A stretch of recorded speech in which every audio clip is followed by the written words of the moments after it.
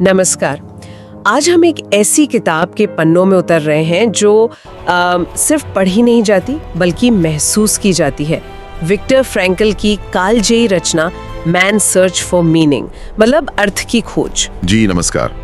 और ये सोचने पर मजबूर किया है। बिल्कुल। तो आज हमारा मकसद यही है कि इन विचारों की गहराई में जाएं और समझें कि इतनी मुश्किल, इतने भयानक हालातों में भी इंसान अपने जीवन का अर्थ कैसे ढूंढ सकता है या शायद कैसे बना सकता है। हाँ, ये बनाना शब्द शायद ज्यादा सही है फ्रैंकल के हिसाब से। सही कहा।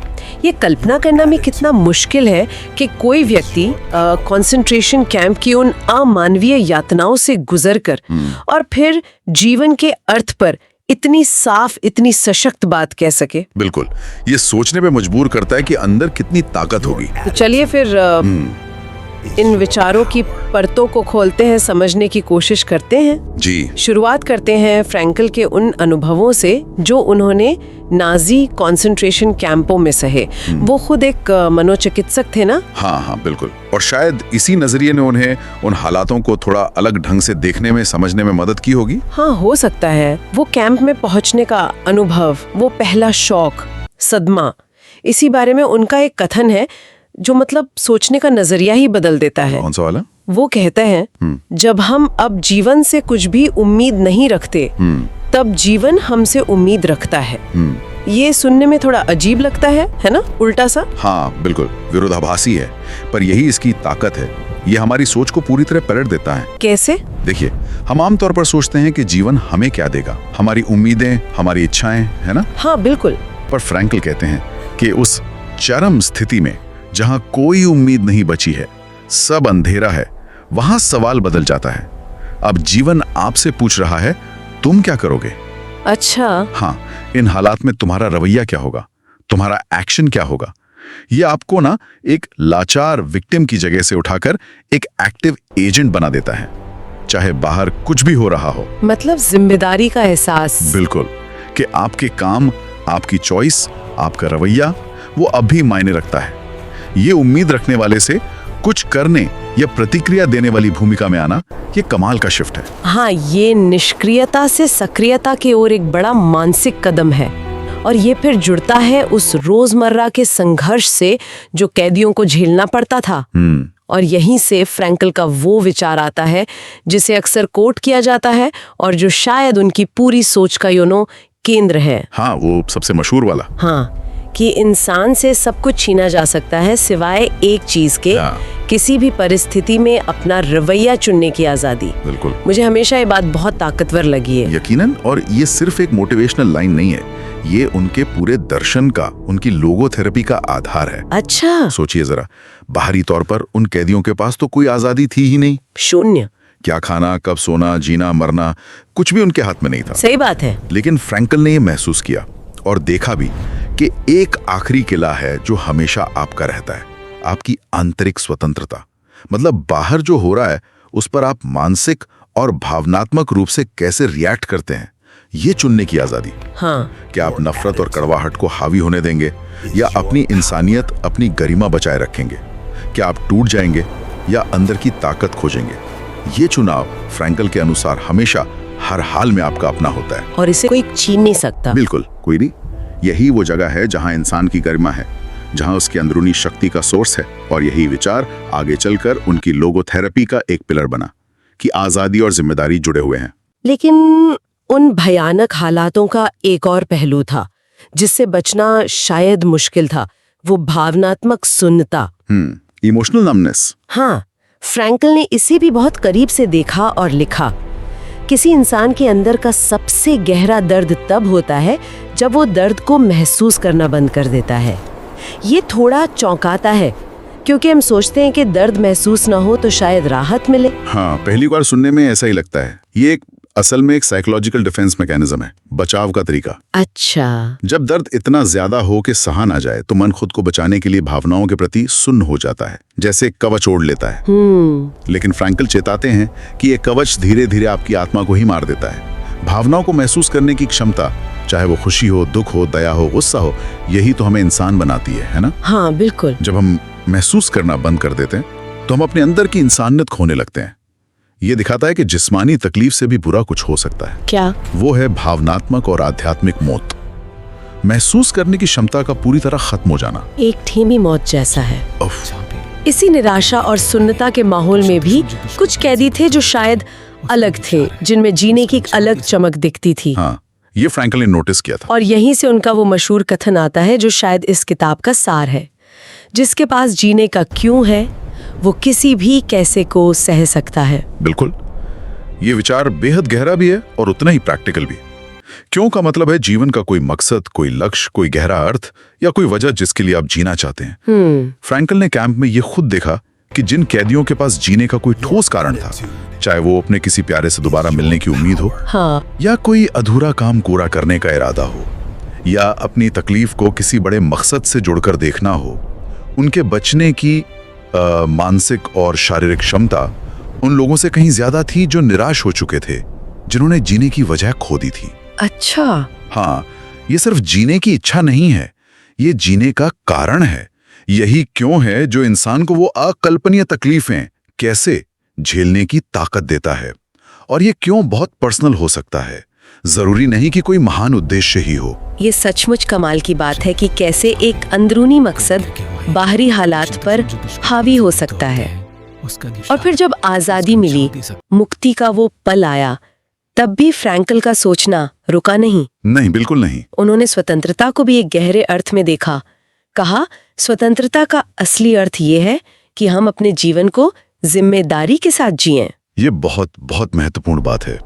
अक्सर हम आजादी को सिर्फ बाहरी बंधनों से छुटकारा मान लेते हैं, जेल से रिहाई या किसी जुल्म का खत्म होना। हाँ, आमतौर पे यही सोचते हैं। पर फ्रैंकल याद दिलाते हैं कि सच्ची स्वतंत्रता सिर्फ किसी चीज से आजादी, फ्रीडम फ्रॉम नहीं है, बल्कि किसी चीज के लिए जीने की आजादी है, फ्रीडम टू। अच्छा, मतलब ये आजादी अपने साथ एक जिम्मेदारी लाती है, अपने जीवन को उद्देश्यपूर्ण बनाने की, अपने मूल्यों के हिसाब से जीने की और अपने चुनावों के नतीजे स्वीकार करने की। आजाद होने का मतलब है कि अब आप चुनाव कर सकते हैं और इसलिए आप अपने जीवन की दिशा के लिए जिम्मेदार हैं। तो ये सिर्फ छूट नहीं, एक कर्तव्य है। हाँ, अपनी स्वतंत्रता का सार्थक उपयोग करने का कर्तव्य।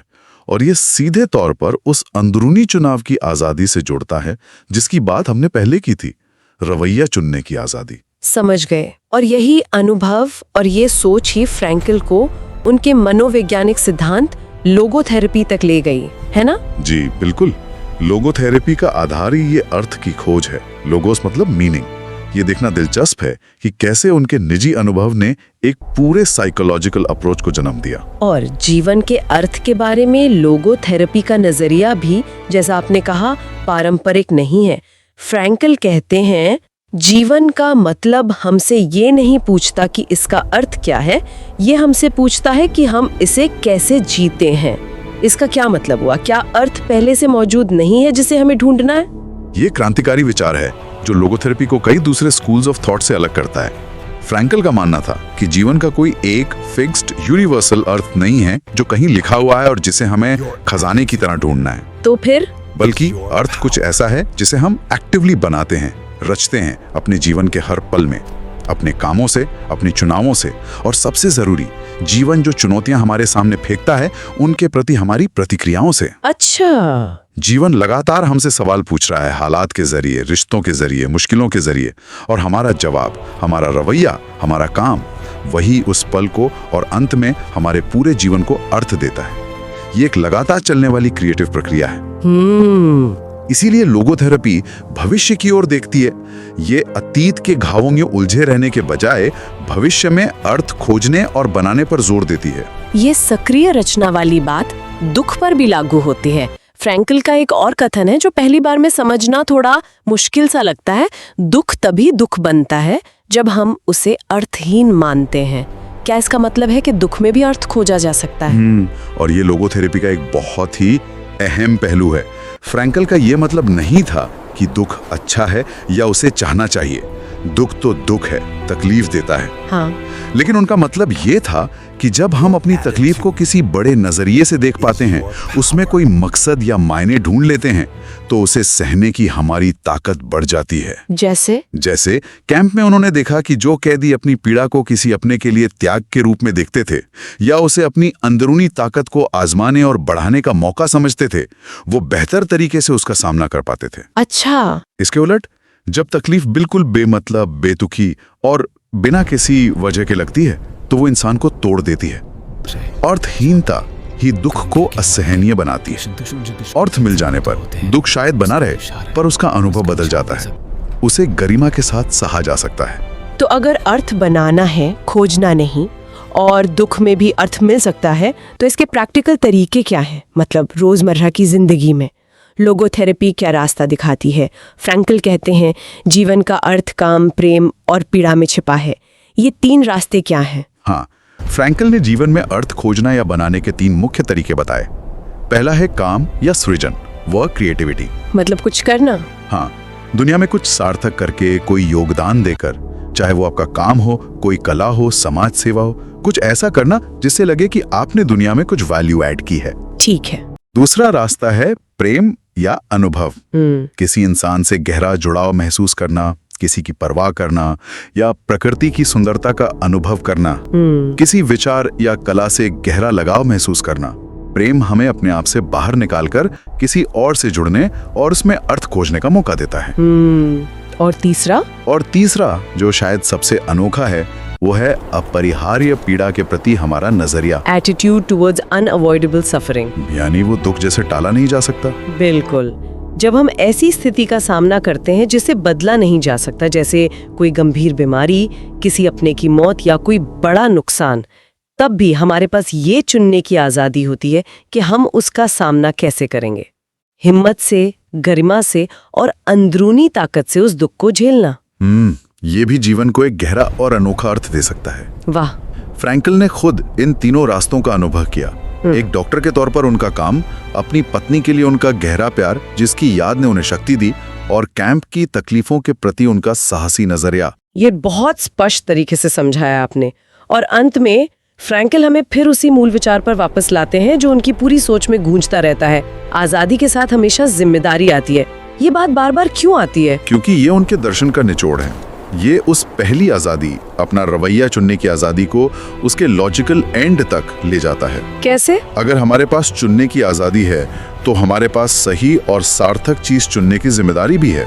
ये सिर्फ मनमानी करने की छूट नहीं है, बल्कि अपने मूल्यों के प्रति वफादार रहने, अपने कामों का नतीजा कबूल करने और जीवन को उद्देश्यपूर्ण बनाने का दायित्व है। फ्रैंकल ने देखा था कि आजादी मिलने के बाद भी कुछ लोग उस जिम्मेदारी को नहीं उठा पाए और भटक गए। इसलिए सच्ची इंसानियत और सार्थक जीवन के लिए आजादी और जिम्मेदारी का ये बैलेंस बहुत जरूरी है। अंदरूनी आजादी का सही इस्तेमाल ही हमें अर्थपूर्ण जीवन की तरफ ले जाता है। तो अगर हम फ्रैंकल के इन गहरे विचारों को समेटें, तो सबसे बड़ी बात जो सामने आती है वो है इंसान की वो अंदरूनी ताकत जो कभी खत्म नहीं होती। हर हाल में अपना रवैया चुनने की क्षमता, अपने जीवन को मायने देने की क्षमता। बिल्कुल। यही वो आंतरिक स्वतंत्रता है जो हमें किसी भी बाहरी परिस्थिति के सामने अपनी गरिमा बनाए रखने में मदद करती है। और जीने का एक क्यों, एक मकसद होना, ये वाकई अविश्वसनीय रूप से शक्तिशाली है। एकदम सही कहा। ये किताब सिर्फ यातना शिविर के भयानक अनुभवों का रिकॉर्ड नहीं है, ये उससे कहीं ज्यादा है।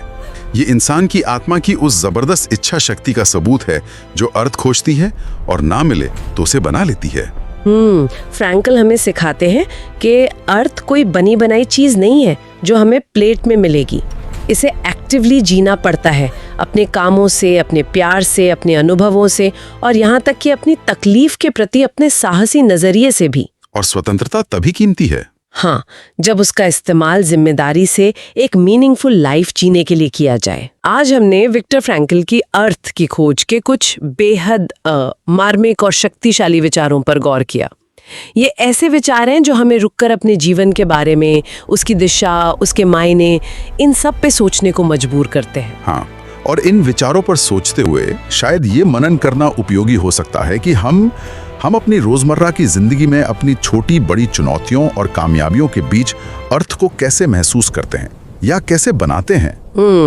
क्या हमारे पास अपना कोई निजी क्यों है, कोई ऐसा मकसद या मूल्य जो हमें तब भी आगे बढ़ने की हिम्मत देता है जब रास्ता मुश्किल हो जाता है? ये सोचने वाली बात है।